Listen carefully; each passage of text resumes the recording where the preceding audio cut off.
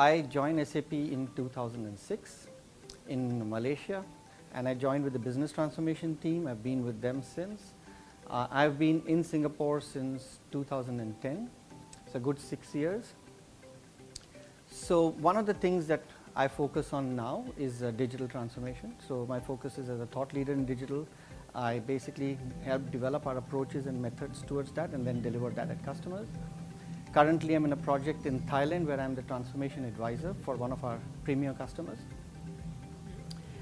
And let me tell you a bit about myself. So a couple of passions I have, of course, in addition to my family and things like that. One is making films. I have a diploma in films, and that's seen the birth of this video series that I'm just launched recently called the 1 Minute Insight on Change. And the second, of course, is writing. So that's where the whole book came from, and that's where my passion for writing and the book came from. So one of the things that kind of drove me to do what I wanted to do in terms of writing the book is when I went about doing transformation with our customers. We had a whole lot of data and ideas from various books which were very theoretical and very constructional at the same time, but you do have situations where you're kind of wondering how it all plays out in a company. So you have theories, but how do you actually translate that into activities that happen in a company? And then you had case studies which talked about a whole lot of positive things that companies did, more like marketing documents. I wanted to give people a behind the scenes peek at what really happens in a transformation project. What are the kind of political dynamics that happen in a play, and actually kind of live through that experience rather than just read about the experience. So this book is like a story, it's a novel, and the main character actually goes through his transformation journey, faces his challenges, faces the politics of his peers, falls in love with somebody. All these kind of things happen in a transformation. And at the same time, he starts getting insights on what's working, what's not working. And he also realizes, obviously, transformation is not about communication or getting a series of activities, right? But it's about constantly evolving, evaluating what's happening in the field, and being able to respond quickly and focus on the outcomes rather than what was contracted to be done. This book is more like an after, in the sense, these are all outcomes that I have actually achieved with customers. And what I've really started doing is going back and evaluating why did this happen? Because very often in the course of doing things, you don't think about why you're doing it. You just think that's the right thing to be done. You do an analysis, you get a feel about it, and you do it.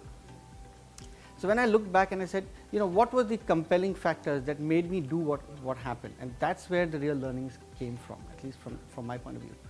And yes, at the moment, I'm actually fortunate because as a transformation advisor to one of our customers, I'm actually getting to play out all these concepts. And in fact, they've been reading my book as well, so they're learning as we go along together.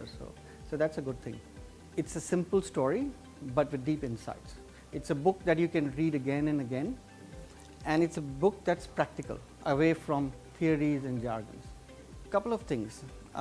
The first one is that to hesitate to put a transformation plan at a customer unless you've had an experience of actually having a conversation with that customer. You need to get a feel of what is needed rather than a package of work that's standard. Because transformations depend so much on the culture of the organization, depend so much on the people that are in that organization. So you need to get a feel or a vibe for it before you decide on your transformation. The second is transformation is not about a series of communication activities. It's about helping customers achieve outcomes. So firstly, focusing on what's the outcome that we're trying to achieve in this piece of work, and then look back, what's the best way among all the methods and skills that I have that can help achieve this outcome. And the third most important thing is that you shouldn't see yourself as a consultant. You should see yourself, to take a sporting acronym, as a coach. And you have to look at these people whom you're working with as players and start looking at what can I do that can get the best from this player. Because when they win, that's when you win.